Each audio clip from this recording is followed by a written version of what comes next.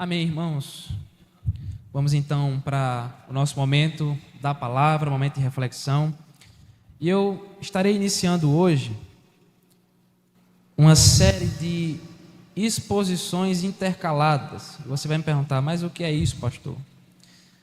Eu estarei fazendo uma série de exposições, basicamente em dois livros bíblicos, um do Novo Testamento e um do Antigo Testamento. E por que elas serão intercaladas? Em um domingo eu estarei me detendo em um livro do Novo Testamento e no outro domingo no Antigo, no próximo no Novo e assim vai. O livro do Novo Testamento que eu queria começar a expor para os irmãos é a carta de Paulo aos Filipenses, que é o que nós vamos começar hoje. Eu queria que você abrisse comigo a carta de Paulo aos Filipenses, capítulo de número 1. O livro do Antigo Testamento eu ainda não decidi, prometo que vou decidir já para agora. Mas o Novo Testamento vai ser Filipenses, abra comigo Filipenses. Nós vamos nos deter hoje do versículo 1 ao versículo de número 11. Carta de Paulo aos Filipenses, capítulo 1, do versículo 1 ao versículo de número 11, eu estarei lendo e os irmãos acompanham comigo em suas Bíblias. Filipenses 1, do 1 ao 11, diz o seguinte, a palavra de Deus: Paulo e Timóteo, servo de Cristo Jesus, a todos os santos em Cristo Jesus, inclusive bispos e diáconos que vivem em Filipos, graça e paz a vós outros, da parte de Deus, nosso Pai, e do Senhor Jesus Cristo. Dou graças ao meu Deus por tudo que recordo de vós, fazendo sempre com alegria súplicas por todos vós em todas as minhas orações, pela vossa cooperação no Evangelho, desde o primeiro dia até agora. Estou plenamente certo de que aquele que começou boa obra em vós há de completá-la até o dia de Cristo Jesus. Aliás, é justo que eu pense assim de todos vós, porque vos trago no coração, seja nas minhas algemas, seja na defesa e confirmação do Evangelho, pois todos sois participantes da graça comigo. Pois minha testemunha é Deus, da saudade que tenho de todos vós, na terna misericórdia de Cristo Jesus. E também faço esta oração, que o vosso amor aumente mais e mais em pleno conhecimento e toda a percepção, para provardes as coisas excelentes e seres sinceros e inculpáveis para o dia de Cristo, cheios do fruto de justiça, o qual é mediante Jesus Cristo, para a glória e louvor de Deus. Imagine comigo a construção de um grande edifício. Pense, por exemplo, num gigantesco arranha-céu, um prédio muito grande. Antes de erguer as paredes, antes de instalar as janelas ou decorar o ambiente interno do prédio, talvez a etapa mais crítica, mais importante desse projeto seja provavelmente a sua fundação, a sua base. Quanto maior e mais alto o prédio, mais profundo e resistente precisa ser o seu alicerce, o seu fundamento. E para isso, os engenheiros analisam o solo, projetam uma estrutura reforçada e utilizam concreto, utilizam aço para garantir que a base desse prédio suporte todo o peso daquela construção. Se essa etapa tão importante, etapa inicial, se ela for negligenciada, as consequências disso podem ser desastrosas. Um prédio com uma fundação ruim, mal feita, ele pode rachar, ele pode inclinar ou até mesmo desmoronar com o tempo, principalmente diante de talvez tempestades, terremotos ou de outros desafios que podem acabar abalando aquela estrutura. Da mesma forma, irmãos, a vida cristã, a nossa vida como crentes, como servos de Jesus, ela precisa ser edificada, construída sobre um fundamento sólido. A nossa vida cristã não pode ser baseada, fundamentada em qualquer coisa, naquilo que nós achamos melhor ou naquilo que as pessoas lá de fora acham melhor. Ela precisa estar construída num alicerce bem firme. E é algo que nós aprendemos no texto que nós acabamos de ler. A cidade de Filipos, que se encontra aqui nessa carta, ela tinha um solo fértil, ela era um importante centro comercial do mundo antigo, e com o tempo ela acabou se tornando uma colônia do Império Romano, constituindo-se assim um centro estratégico para os militares daquele império. E é nessa cidade, que tinha um solo fértil, que era importante para o Império de Roma, é nessa cidade que vai surgir uma igreja que foi plantada pelo apóstolo Paulo. O capítulo 16 do livro de Atos nos diz que Paulo estava a caminho da sua segunda viagem missionária, onde ele tinha ali planos com a sua equipe de evangelizar a região da Ásia. Mas no meio do caminho, o texto relata que Paulo teve uma visão, uma espécie de sonho, onde um homem aparece para ele e diz: passa a Macedônia e ajuda-nos. Passa a Macedônia e ajuda-nos. Diante dessa visão, Paulo entende que é o próprio Deus que está lhes transmitindo uma mensagem. E depois dessa visão, depois desse sonho, Paulo muda a rota da sua viagem e se direciona para a região da Europa. Ele estava indo para a Ásia e após essa visão ele se direciona agora para a Europa. E é justamente na cidade de Filipos que Paulo planta a primeira igreja cristã da Europa. A igreja de Filipos foi a primeira igreja que surgiu na Europa. Alguns anos depois, quando Paulo está preso pela primeira vez na cidade de Roma, ele escreve algumas cartas, das quais nós chamamos de cartas de prisão, porque ele escreve quando está preso. E dentre elas se encontra também a epístola aos Filipenses. E essa carta, irmãos, ela é um bilhete de amor, digamos assim, onde Paulo abre o coração e deixa transbordar sua alegria, sua gratidão e o seu profundo apreço por essa igreja que, ao longo do seu ministério, lhe deu sustento financeiro e encorajamento. Paulo planta a igreja, vai para outros rumos, mas essa igreja continua sendo um apoio para o apóstolo Paulo. Mas apesar dessa carta ser uma grande declaração de afeto, de carinho, existem nela muitas lições importantes para a vida dos crentes, para a nossa vida. E já nesses primeiros versículos do capítulo 1, os versículos que nós lemos, é possível enxergar e identificar fundamentos espirituais que são completamente necessários para a nossa caminhada com Cristo. E é diante disso, irmãos, que nós meditaremos justamente sobre esse tema, os fundamentos da vida cristã. Os fundamentos da vida cristã. E o primeiro fundamento da vida cristã é o compromisso com o reino, algo que se encontra aqui do versículo 1 ao versículo de número 7, se você observar. Os versículos 1 e 2 nos apresentam a saudação que o apóstolo Paulo direciona aos irmãos de Filipos. Perceba que a estrutura das cartas dessa época era diferente da estrutura que nós estamos acostumados hoje em dia. As cartas de hoje, elas terminam com o nome do remetente, daquele que está escrevendo. Nesse tempo, o nome do autor, ele vinha primeiro. Após isso, vinha o nome de quem estava recebendo a carta, o destinatário, e logo em seguida surgia a saudação. E é exatamente essa estrutura que nós encontramos nas cartas do apóstolo Paulo.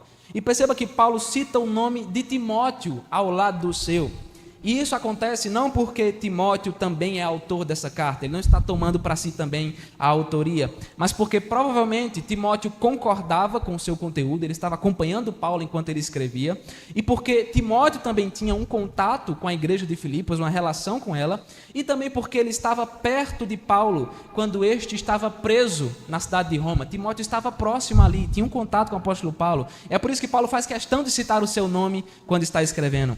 Paulo apresenta a si mesmo e a Timóteo não como as pessoas mais importantes da igreja, mas perceba que ele se apresenta a si e a Timóteo como verdadeiros servos de Cristo Jesus, que estão trazendo aqui uma calorosa saudação, não a alguns irmãos somente, mas perceba que ele diz a todos os santos dessa igreja. Santos o quê? Santos da igreja católica? Não. Santos aqui que ele está falando é todos aqueles que foram separados para Deus, mediante a fé em Jesus Cristo, dentre os quais se encontravam, como ele vai dizer, se você perceber, os bispos ou presbíteros e os diáconos.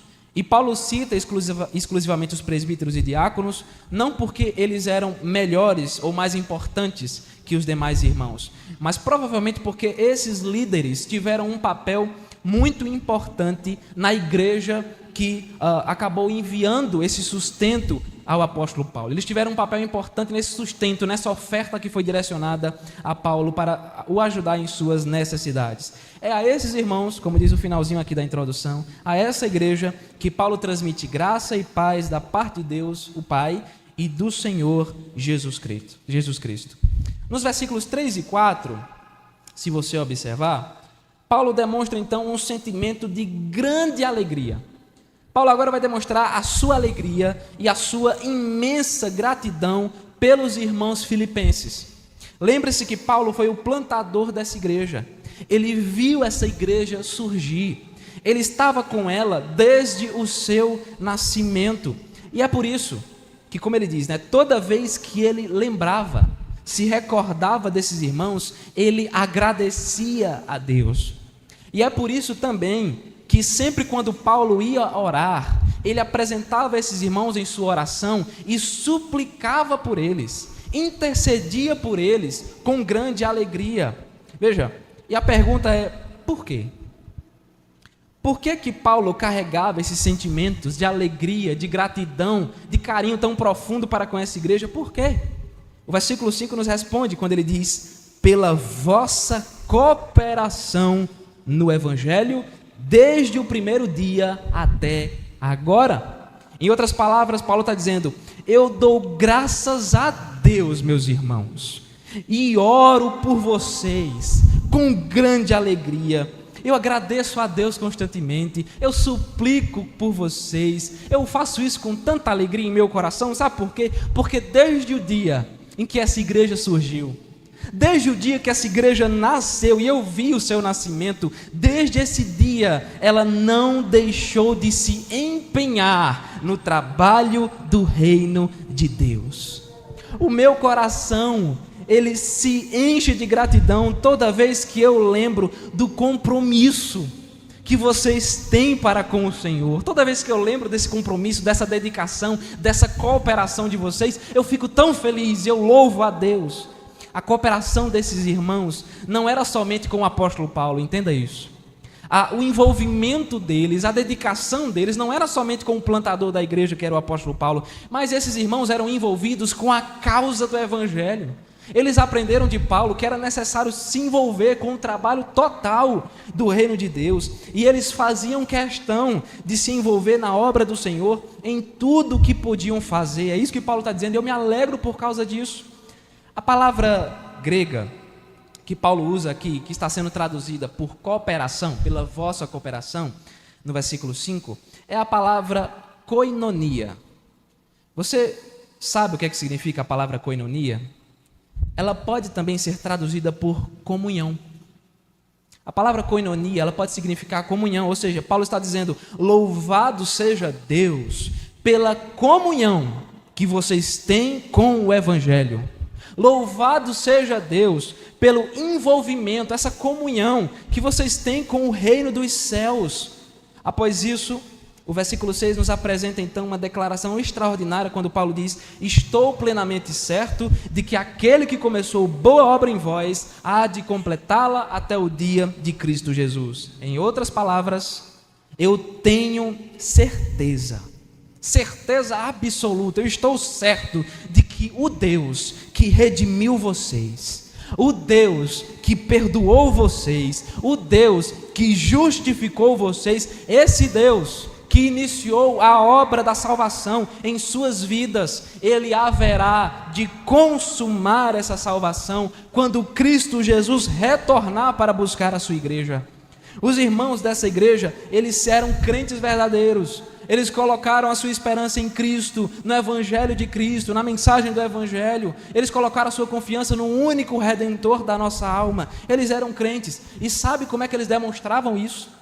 Sabe como é que eles mostravam que Deus havia iniciado uma boa obra neles e que haveria de consumá-la no dia de Cristo Jesus? Eles demonstravam isso através do envolvimento, da cooperação, da comunhão que eles tinham com o trabalho do Evangelho. Eles faziam isso através do suporte, da ajuda que eles davam ao apóstolo Paulo, quando este apóstolo estava passando por necessidades. E por causa disso, Paulo podia olhar para eles e, enxergando essa cooperação, essa comunhão, esse trabalho, esse envolvimento, quando Paulo olhava para eles, ele podia, como ele fala no versículo 6, ter a certeza de que Deus preservaria esses irmãos na fé até que eles estivessem na eternidade. Paulo está dizendo, olha, quando eu olho os frutos da vida de vocês, quando eu olho esse envolvimento, toda essa cooperação de vocês, eu tenho certeza de que Deus levará vocês para os braços de Cristo Jesus. Vocês têm demonstrado essa fé de uma forma tão extraordinária, têm se envolvido de uma forma tão cativante que eu só consigo enxergar a graça de Deus. Só Deus pode fazer isso, só o Evangelho pode fazer isso. Vocês não estariam tão envolvidos assim se não fosse Deus agindo no meio de vocês. Irmãos, os verdadeiros servos de Jesus são aqueles que não somente declaram a sua fé, são aqueles que não somente dizem, olha, eu creio em Jesus, eu sou membro da igreja, mas os verdadeiros servos de Jesus, eles colocam a mão na massa, aqueles que socorrem os necessitados, esses são os servos de Jesus. Quando vêm os necessitados, eles vão ao encontro deles, nós vamos ajudar vocês. Os servos de Jesus se dedicam no trabalho da igreja, eles chegam diante da liderança e falam, olha, o que é que nós podemos fazer para ajudar, para cooperar, para contribuir para o avanço desse reino. Os servos de Jesus, eles se movimentam constantemente em prol, a favor do reino de Deus. Os servos de Cristo, eles gastam suas vidas aos pés do soberano Senhor de todas as coisas. Eles olham para eles mesmos e dizem, olha, nós não temos mais nada a fazer a não ser gastar tudo que temos, tudo que somos, envolver a nossa vida por completo ao Senhor, ao nosso Rei. É esse Deus, irmãos, quem abre o nosso entendimento, é esse Deus quem transforma o nosso coração, é esse Deus que gera em nós a fé em Cristo. Esse mesmo Deus derrama sobre nós o seu Santo Espírito, e esse Espírito atua em nosso coração, nos santificando, nos tornando mais parecidos com Jesus, até o dia em que nós seremos glorificados nos mais altos céus, ao lado do nosso Senhor, até o dia em que nós ouviremos, vinde benditos do meu Pai. Há lugar para vocês, irmãos. A obra que Deus iniciou na minha e na sua vida, Ele certamente terminará. Ele preservará a nossa fé, Ele preservará a nossa espiritualidade diante do Senhor, e essa certeza, a certeza da nossa salvação, a certeza da nossa redenção, a certeza de que nós fomos perdoados pelo Senhor, nos leva a uma vida de verdadeiro compromisso com o trabalho do reino de Deus. Essa certeza nos incentiva a ter uma comunhão viva com a causa do Evangelho. É isso que Paulo está dizendo. Ele diz, olha, eu tenho certeza de que vocês serão salvos, que a salvação de vocês está garantida, porque vocês mostram isso através desse pleno compromisso. Ser crente, irmãos, não é somente falar igual a crente. Ser crente não é somente se vestir igual aos crentes, mas é mostrar isso através desse pleno envolvimento, da comunhão com o reino de Deus. É o Deus que olhará para nós e dirá, vocês foram servos bons, servos fiéis, servos comprometidos com o trabalho do meu reino. Nós estamos refletindo sobre os fundamentos da vida cristã, e nós acabamos de ver que o primeiro fundamento é o compromisso com o reino, e o segundo fundamento, que se encontra do versículo 7 ao versículo 10, a primeira parte do versículo 10, é o conhecimento da palavra. O conhecimento da palavra. Veja que na continuidade do texto, perceba que Paulo mais uma vez está expressando o carinho e o afeto que ele tem por esses irmãos filipenses. Ele diz, é justo, a partir do versículo 7, é justo que eu pense assim sobre vocês. É justo, é isso que ele está dizendo, é justo que eu agradeça a Deus pelas vossas vidas. É justo que eu me alegre em oração por vocês. É justo que eu tenha certeza de que Deus os preservará e guardará até que Cristo venha. Sabe por quê? Sabe por que é justo? Porque eu carrego essa amada igreja dentro do meu coração. Eu tenho um carinho e um apreço gigantescos pela igreja de Filipos. E aí Paulo diz que ele faz isso tanto nas suas algemas, é interessante a expressão que ele usa, tanto nas suas algemas, ou seja, quando ele estava preso, algemado, e isso aqui é uma referência ao fato dele estar preso em Roma, quando ele escreve essa carta, e aí ele diz, tanto nas minhas algemas, quanto na defesa e confirmação do Evangelho, o que provavelmente aponta para os momentos em que ele precisava estar diante das autoridades romanas para confirmar, para defender a mensagem, a pregação que ele tinha a respeito de Cristo Jesus. Ou então quando ele estava combatendo falsos mestres que atacavam a igreja, ele diz, olha, seja quando eu estou preso, seja quando eu estou defendendo a mensagem do reino de Deus, eu faço isso com alegria e eu me lembro de vocês. Ou seja, em todos os momentos, Paulo carregava esses irmãos em seu coração, inclusive nos momentos de angústia, de perseguição, de sofrimento, nos momentos em que Paulo era açoitado, preso, zombado, nos momentos em que ele precisava ousadamente falar de Cristo diante do povo e das autoridades. E o motivo disso ele nos apresenta ao final do versículo 7, quando ele diz, pois todos sois participantes da graça comigo. Ou seja, por causa da sua fidelidade, do seu compromisso, esses irmãos mostraram que compartilhavam da graça de Deus com Paulo. A graça que estava sobre a vida de Paulo era a mesma graça que pairava sobre a vida dos irmãos filipenses. E no versículo 8, o apóstolo Paulo enfatiza esse sentimento quando ele diz que o próprio Deus é testemunha da saudade que ele tem desses irmãos. Perceba o tamanho do sentimento que Paulo tem quando ele diz no final do versículo 8, essa saudade que eu tenho de vocês, ela existe na terna misericórdia de Cristo. Basicamente o que ele está dizendo é, eu amo vocês com a mesma intensidade do amor de Cristo. É isso que ele está dizendo. Tamanho era o amor de Paulo para com esses irmãos, que esse amor era reflexo do amor que o próprio Cristo tinha por essa igreja. O versículo 9 então nos apresenta o ponto-chave dessa parte da fala do apóstolo Paulo. Veja, ele estava falando mais uma vez, declarando o seu carinho, o seu afeto, o seu amor por essa igreja, colocando até mesmo esse amor em comparação com o amor de Cristo. Ele diz, olha, eu amo vocês com o amor de Cristo. Mas por quê? Veja, ele ama tanto esses irmãos, e veja, o amor dele agora vai dar origem a outra coisa. Ele ama tanto esses irmãos que a sua oração é para que eles cresçam em amor e conhecimento. O amor que Paulo cita aqui, que eles cresçam em amor, é o amor por Deus, o amor pelo Evangelho, o amor por Cristo, o amor por tudo aquilo que diz respeito ao reino de Deus. Então Paulo está dizendo, eu amo tanto vocês, que eu oro para que vocês cresçam no amor a Deus. Veja, ele não está pedindo nem amor de volta, eu não estou orando para vocês me amarem de volta assim, eu estou orando para vocês crescerem no amor a Deus.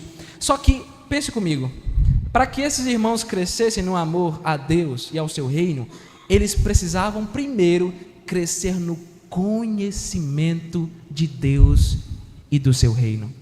A vida do cristão, ela deve estar pautada em crescimento. E isso implica principalmente no crescimento do amor que ele tem por Deus. Lembre-se que o apóstolo João afirma em sua primeira carta, nós amamos porque ele nos amou primeiro. Ou seja, eu amo a Deus porque esse Deus me amou. Eu demonstro amor por ele, compromisso com o seu reino, eu amo a ele porque primeiro ele derramou do seu amor gracioso sobre a minha vida. Mas veja, esse amor por Deus só pode crescer se o cristão primeiro crescer no conhecimento acerca desse Deus. Como eu vou poder amar mais a Deus se eu não o conheço? Como eu vou poder ter mais intimidade, compromisso, proximidade com esse Deus se eu não conheço nada sobre ele?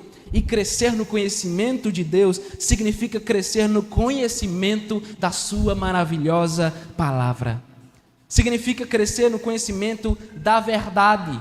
Lembre-se que Jesus Cristo certa vez afirmou, conhecereis a verdade e a verdade vos libertará. Esse mesmo Jesus também orou a Deus dizendo, Senhor, santifica essa igreja, o teu povo na verdade, a tua palavra é a verdade.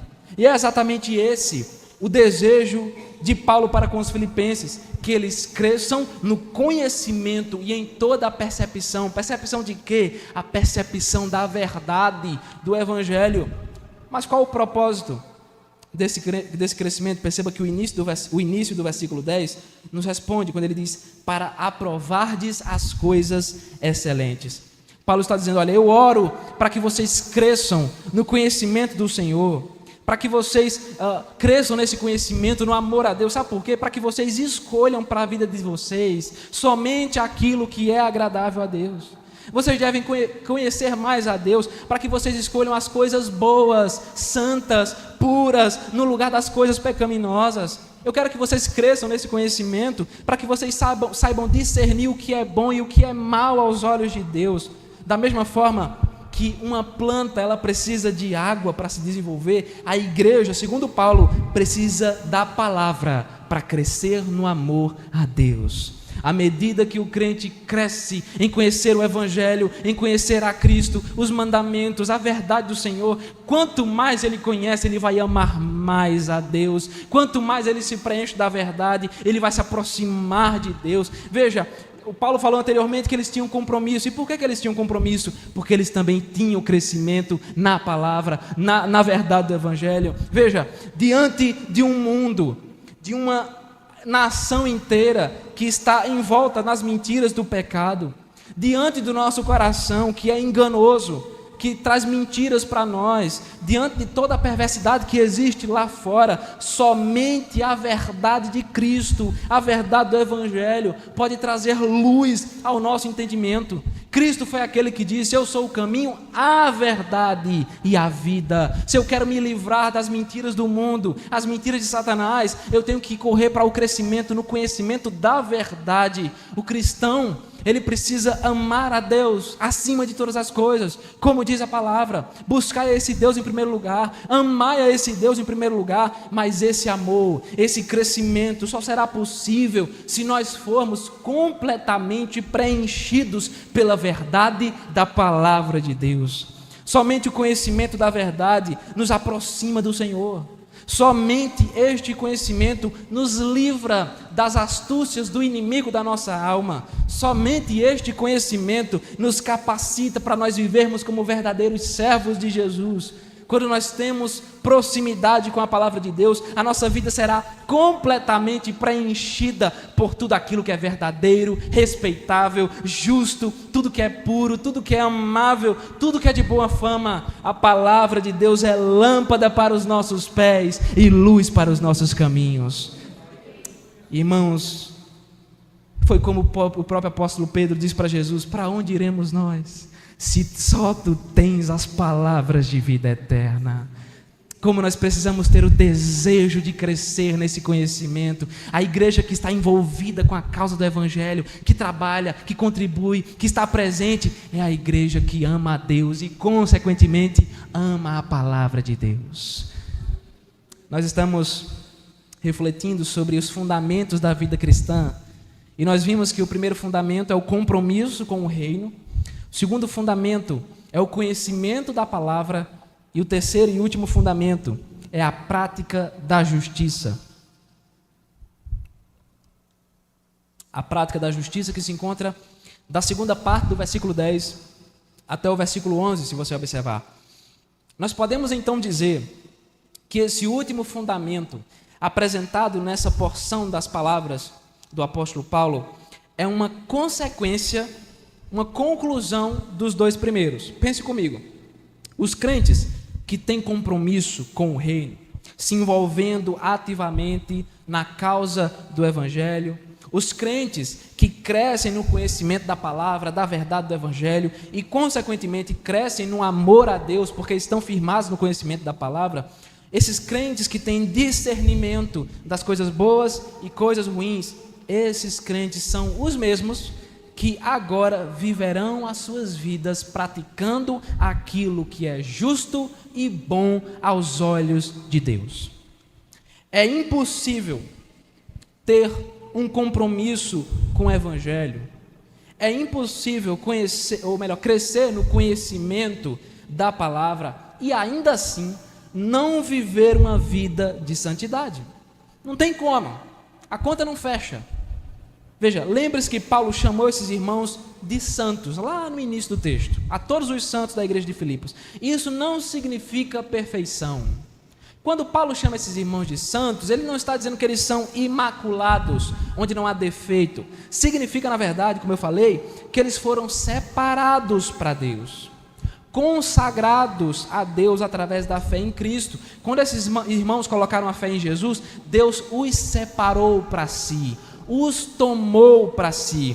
É isso que Paulo diz na sequência do versículo 10, veja: vocês têm que ser sinceros e inculpáveis. E o sentido original aqui da palavra sincero tem muito mais a ver com pureza. Não é como Paulo estivesse dizendo, vocês têm que ser verdadeiros, não podem mentir. Não é bem essa a ideia. O sentido da palavra sincero é pureza. Da mesma forma que um metal precioso foi purificado ali pelo fogo. Paulo diz, vocês precisam ser puros e inculpáveis. Em vocês não pode haver nenhuma mácula. Em vocês não pode haver nenhuma mancha das trevas. A ideia aqui é que esses irmãos também precisavam ser irrepreensíveis, ou seja, não podia haver neles nenhum motivo de acusação ou censura.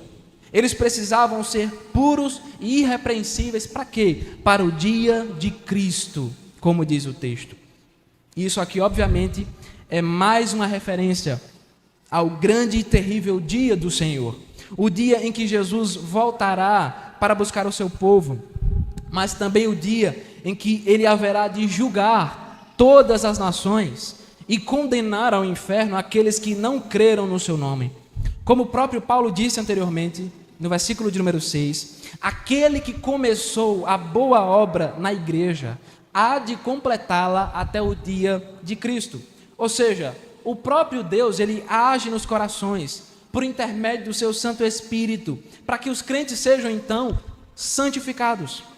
E essa obra, ela continuará acontecendo até que Jesus volte. A santificação, ela é um processo de vida inteira. É assim que nós cremos, uma vez salvo, salvo para sempre. Porque o próprio Deus é quem preserva e garante essa salvação. Mas, embora Deus seja o autor e consumador da nossa fé, nós temos a responsabilidade de buscar uma vida santa, reta e justa diante do Senhor. Nós sempre dizemos isso. A evidência de que uma pessoa foi verdadeiramente salva se encontra em sua conduta aprovada. Entre o povo de Deus não existe perfeição, isso é verdade. A igreja é uma comunidade não de pessoas perfeitas, pessoas excelentes. A igreja é uma comunidade de pecadores. Pessoas que têm muitos defeitos, pessoas que têm dificuldades com muitas coisas. Isso aí engloba todo mundo, desde a liderança até os irmãos. Não existe perfeição entre a igreja, mas existe uma busca constante pela santificação. É isso que Paulo está dizendo. É por isso que o versículo de número 11, se você observar, nos diz que os irmãos filipenses deveriam ser cheios do fruto de justiça. E esse fruto de justiça aqui são todas as boas obras do Evangelho. Toda a boa conduta que o cristão deve ter diante de Deus. Isso nos lembra a distinção que o apóstolo Paulo faz entre obras da carne e frutos do Espírito lá em Gálatas capítulo 5. Lembre-se que as obras da carne, segundo Paulo, são... Isso se encontra lá no capítulo 5 de Gálatas: prostituição, impureza, lascívia, idolatria, feitiçarias, inimizades, porfias, ciúmes, iras, discórdias, dissensões, facções, invejas, bebedices e glutonarias. Em contrapartida, os frutos do Espírito são amor, alegria, paz, longanimidade, benignidade, bondade, fidelidade, mansidão e domínio próprio. Esses são os frutos da justiça produzidos pelo agir do Espírito Santo em nossos corações. E Paulo ainda diz que esses frutos só são possíveis mediante o agir de Jesus Cristo. É o que ele diz no finalzinho: mediante Cristo Jesus. O próprio Cristo foi aquele que certa vez disse no capítulo 15 de João: sem mim nada podeis fazer. Dessa forma, a força e o poder para que a igreja viva em santidade vem exclusivamente de Cristo. Sem Jesus, os pecadores não conseguem se afastar das trevas e se aproximar da luz. E essa vida de santidade, ela existe não para que os crentes sejam elogiados, mas como Paulo diz, para que o nome de Deus seja glorificado, como diz no final do versículo 11, para a glória e louvor de Deus. Irmãos, lembre-se que Deus não se mistura com o pecado. Deus não se mistura com a impureza das trevas, com a maldade que está espalhada por esse mundo. Como então nós poderemos ter comunhão com esse Deus se nós temos essas falhas? Nós podemos nos aproximar de Deus porque Ele nos amou primeiro. Nós podemos nos aproximar do Senhor porque Ele nos redimiu, Ele nos perdoou, Ele nos justificou, e tudo isso através do Seu Filho Jesus Cristo. Ele nos santifica, irmãos, mediante o agir do Seu Espírito Santo, mas isso não tira de nós a responsabilidade de buscar uma vida santa, uma vida agradável a Deus. Os servos de Cristo são aqueles que diariamente, constantemente mortificam as obras da carne e alimentam os frutos do Espírito. E esses crentes não buscam a santificação por causa da fama. Esses crentes não buscam a santidade para serem elogiados, reconhecidos pela igreja, mas para que o nome glorioso do Senhor seja glorificado, seja exaltado, seja reconhecido. Em um mundo onde os homens gostam de receber a exaltação, a glória da salvação é dada somente ao Rei da glória, ao Senhor dos exércitos, o Senhor forte e poderoso, aquele que habita em um alto sublime trono. Irmãos, a igreja que vive em santidade, que tem compromisso, que cresce na palavra, que cresce no amor a Deus, essa igreja não faz isso porque ela é forte, mas porque o próprio Deus a conduz com a sua graça. Quando o mundo olha para nós e vê as boas obras, os frutos de justiça, nós devemos dizer: olha, nós não seremos exaltados por causa disso, porque toda honra, toda glória e toda adoração são dadas exclusivamente a Deus. Ele é o nosso Redentor, Ele é o nosso Salvador, Ele é o autor e consumador da nossa fé. Ele é quem está guardando a nossa alma até um dia que nós estaremos com Cristo por toda a eternidade. É esse Deus que merece glória, irmãos. Nós não merecemos nenhuma exaltação, nós somos falhos, nós somos pecadores, mas o nosso Deus é perfeito, o nosso Deus não falha, o nosso Deus é justo, o nosso Deus é santo, e Ele chama para si um povo santo. É por isso que diariamente nós carregamos a cruz e dizemos não para o nosso coração.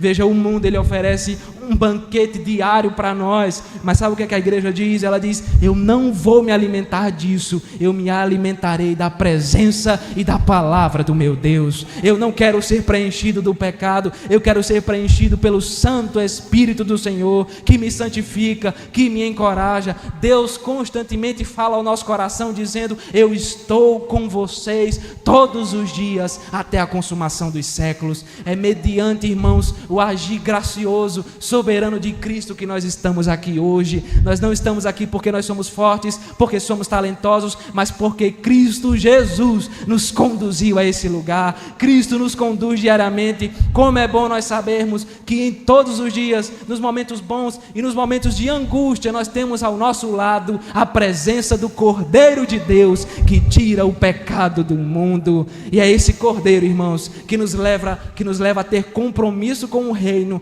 que nos leva a crescer no conhecimento da palavra e nos leva para uma vida mais santa e agradável a Deus. É tudo mediante Cristo, irmãos. Eu costumo dizer que a Bíblia, ela é uma gloriosa narrativa, e a Bíblia traz para nós a história da redenção. E o protagonista dessa história não é Abraão, não é Isaac, não é Jacó, não é Paulo, não é Pedro, não é Davi. O protagonista dessa gloriosa história é Jesus Cristo de Nazaré. Ele, irmãos, é o autor e consumador da nossa fé. Mas então, o que é que nós podemos aprender com o que Paulo falou nesse texto? O que é que nós podemos trazer para o nosso coração? Eu poderia começar fazendo uma pergunta para você, que serve para você e para mim. Você tem vivido como um verdadeiro cooperador do Evangelho? Faça essa pergunta para o seu coração. Você tem vivido, andado, caminhado como um verdadeiro colaborador da causa do Evangelho? Você tem um verdadeiro compromisso com o reino de Deus? Se você é crente em Cristo Jesus, teoricamente você estabeleceu um compromisso com Deus. Quando você professou a sua fé, quando você disse para todo mundo: eu creio em Jesus, Jesus é o Senhor da minha vida. Quando você foi batizado, você estava dizendo: eu estou estabelecendo um compromisso com Deus, com um Deus que me salvou, com um Deus que derramou graça sobre a minha vida. E a pergunta é: você tem esse compromisso com o Senhor? Irmãos, a comunhão do Evangelho não envolve apenas nós nos reunirmos para conversar, para tomar café, para comer bolo, embora isso seja uma verdade muito saborosa e muito importante. Envolve sim, os crentes devem estar juntos, os crentes devem ter comunhão, confraternização, devem se ajudar, devem estar um ao lado do outro, na alegria e na tristeza. Mas não envolve só isso. A comunhão do Evangelho não é somente nós estarmos juntos, essa é uma parte muito importante, mas existe outra parte também. Ter comunhão com o Evangelho significa cooperar com o trabalho desse Evangelho. A comunhão com o Evangelho é essa, irmãos. Se um irmão necessitado está precisando de ajuda, nós o socorremos. Nós não olhamos para ele e dizemos: eu vou orar pela sua vida e vou para minha casa, que Deus te abençoe. Não! Nós o socorremos, nós o ajudamos. É o que Tiago fala na sua carta: olha, não vale de nada você dizer que está orando por uma pessoa se você não se move para ajudá-la naquilo que você pode. Veja, quantas e quantas pessoas podem ajudar os irmãos, mas não ajudam, se contentam em dizer: olha, meu irmão, eu vou orar pela sua vida. Irmãos, nós devemos orar uns pelos outros, sim, devemos estar juntos, sim, mas estar junto não é somente conversar 10 minutos e ir embora. Estar junto é eu olhar para a vida dos meus irmãos e dizer: olha, o irmão fulano está precisando de mim, eu vou ajudá-lo. Eu não posso ajudar com muito, eu não tenho muito a oferecer, mas eu vou ajudá-lo para que ele seja socorrido. Nós socorremos não somente com parte financeira, mas com mão de obra. O que é que eu posso fazer, meu irmão? O que é que eu posso movimentar as minhas mãos para te ajudar? Me diga. Isso é comunhão com o Evangelho. Se a igreja vai realizar um trabalho, uma programação, seja o que for, de adolescente, de mulher, de homem, culto no lar, se a igreja vai realizar um trabalho, nós participamos. Nós contribuímos para que esse trabalho aconteça. Não é somente olhar as fotos que são colocadas no grupo do WhatsApp e bater palma. E dizer: amém, que trabalho lindo, maravilhoso, e você não estava lá. E não é por causa dos crentes: porque os irmãos vão falar de mim. Não, é por causa do Senhor. O Senhor, Ele é onisciente, Ele é onipresente, e lembre-se que Ele está vendo cada detalhe da sua vida. Irmãos, nós podemos nos esconder de todo mundo. Eu posso me esconder do pastor, dos presbíteros, dos diáconos, dos meus irmãos. Eu posso me tocar numa caverna para que ninguém saiba da minha vida, para que ninguém enxergue o que é que eu faço ou o que eu deixo de fazer. Mas Deus está vendo. Deus está de olho no nosso coração. E se eu não tenho compromisso com Ele, eu posso até esconder dos meus irmãos e mascarar, fingindo que eu sou o melhor crente do mundo, mas Deus está vendo. Irmãos, ter comunhão com o Evangelho não é somente colocar a mão no bolso: eu vou dar uma oferta. Faz parte, sim, porque os irmãos filipenses fizeram isso com Paulo, mandaram ofertas para ele, mas envolve também colocar a mão na massa. É trabalhar, é se envolver, é procurar uma área para servir. E nós contribuímos de acordo com aquilo que é possível para nós. Eu posso fazer o quê? Posso carregar um bocado de cadeira? Então eu vou fazer isso. Eu posso dar uma carona, eu tenho um carro, eu vou dar uma carona ao meu irmão, então eu vou fazer isso. Irmãos, Deus não se agrada de crentes que apenas frequentam cultos. Como nós precisamos aprender isso? Ser crente não é apenas frequentar cultos. Se for apenas frequentar cultos, então isso aqui não é uma igreja, é um clube que tem reuniões marcadas semanalmente. Ser crente não é isso, irmãos. Deus não vai olhar para crentes que não se envolvem e vai se agradar deles: muito bem, meu filho, como você tem feito muito bem, indo para a igreja no domingo e passar a semana vivendo a sua vida em compromisso zero com o meu reino. Você acha mesmo que Deus vai se agradar disso? Irmãos, se nós não trabalhamos no reino de Deus, nós não somos servos. É uma das palavras que mais aparece na Bíblia. É uma das palavras que Paulo usa para se descrever quando ele está se apresentando na carta. Eu, Paulo, apóstolo, mas Paulo, servo. Paulo que serve. Timóteo, que está comigo, também é servo. Ele se apresentou aqui, veja, Paulo e Timóteo, servos. Servos. Ele não fez questão de dizer, porque eu sou apóstolo e Timóteo é pastor na igreja. Não, servos, que queremos servir a Deus. Então, irmãos, se nós somos apenas espectadores, se nós somos apenas pessoas que se sentam para assistir, para observar o que a igreja faz, eu me sento, vou olhar a igreja trabalhando. Se eu sou assim, se é assim que eu tenho vivido, eu tenho certeza que Deus se entristece conosco. Eu tenho certeza. Que Ele olha para nós e diz, meu filho, você não entendeu o que é ter comunhão com o Evangelho. Você não entendeu. Embora eu seja salvo. Isso não quer dizer que você não é salvo, necessariamente. Mas que talvez você ainda precise entender o que é a consequência da salvação. Que é o envolvimento. Os filhos de Deus, eles cooperam com o trabalho do Evangelho. Então é uma coisa que eu e você devemos fazer e analisar o nosso coração diariamente. Será que eu tenho me envolvido? Assim como os irmãos filipenses eram comprometidos, envolvidos, trabalhavam. Será que eu tenho contribuído com o avanço, o crescimento da segunda igreja presbiteriana de Gravatá? Ou eu tenho me sentado e tenho assistido o que está acontecendo? Além disso, para que nós possamos cooperar, para que nós possamos ter esse compromisso, sabe o que é necessário? O conhecimento da palavra. Em nossos tempos, muitas mentiras estão sendo propagadas. Um falso evangelho tem sido pregado por aí afora. Esses dias eu vi uma pregação, entre muitas aspas. O pregador dizia assim, olhe, saiba que o que Deus deixou você sonhar, o que Deus deixou você enxergar, projetar, desejar, Ele vai te dar. Todos os seus sonhos serão realizados, seus projetos serão realizados. Essa era a pregação. E é isso que as pessoas querem ouvir lá fora, né? Quero bênção, quero prosperidade, quero aquele evangelho de autoajuda que massageia o meu coração e me deixa viver do jeito que eu quiser, porque Deus me ama. Irmãos, se nós não tivermos cuidado, nós somos tragados por essas mentiras. Nós somos tragados por essas falsidades. E a única coisa que pode nos livrar disso é a verdade da palavra de Deus. Somente essa verdade nos livra das mentiras de Satanás. E eu faço uma pergunta para você, você quer conhecer a Deus? Amém? Misericórdia. Você quer conhecer a Deus? Então se alimente da palavra desse Deus. Irmãos, se nós não lemos Bíblia, nós não conhecemos a Deus. Se nós não estamos aqui para ouvir a pregação da Bíblia, não é pelo pregador, mas pela palavra que está sendo pregada. Se eu não estou aqui para ouvir a pregação dessa palavra, então eu não conheço esse Deus. O próprio Cristo foi aquele que disse, se me amais, guardareis os meus mandamentos. Ou seja, eu provo que amo a Deus quando eu me alimento dos seus mandamentos. E onde se encontram esses mandamentos? Na sua palavra.